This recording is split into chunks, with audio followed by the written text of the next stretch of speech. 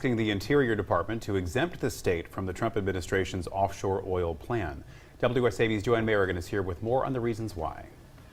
Well, Buddy Carter says it's because of a resolution that passed this week in the Georgia legislature. That resolution says too much is at stake in Georgia's coastal economy to allow seismic testing or drilling.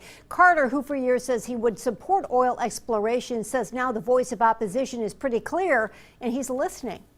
Very important that their voice be heard. I have the honor and privilege of being the voice of the 1st Congressional District in Washington, D.C. That's the message that I'm carrying, and that's the message that I've tried to relay to the Department of Interior. Buddy Carter, a longtime advocate of the worth of oil exploration, says he hasn't exactly changed his personal opinion. And I still support offshore energy exploration. I think it's very important. But he also supports states' rights and says it's clear many leaders in Georgia have spoken. There have been a number of resolutions that have been passed by municipalities and county governments, as well as from the House of Representatives. Carter has written the acting Secretary of the Interior to inform him of the resolution which overwhelmingly passed the Georgia House of Representatives this week, opposing offshore energy development off Georgia's coast.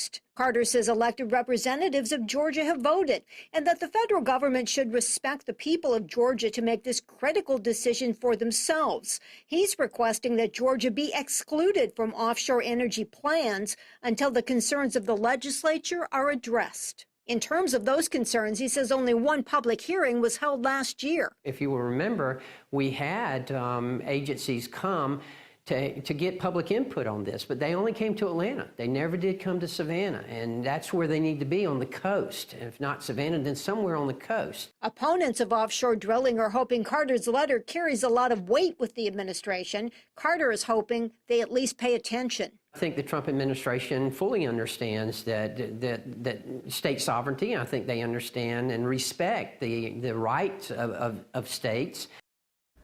And Georgia State Representative Carl Gilliard from Garden City, who was a sponsor of the House resolution, applauded Carter's letter today, saying he hopes it is one more step to stopping drilling here. Hunter Hopkins from the Georgia Petroleum Institute, though, told me just the opposite. He says he's disappointed by the resolution in Carter's letter, and he's hoping the administration will ignore it. Joanne Merrigan, WSAV News 3.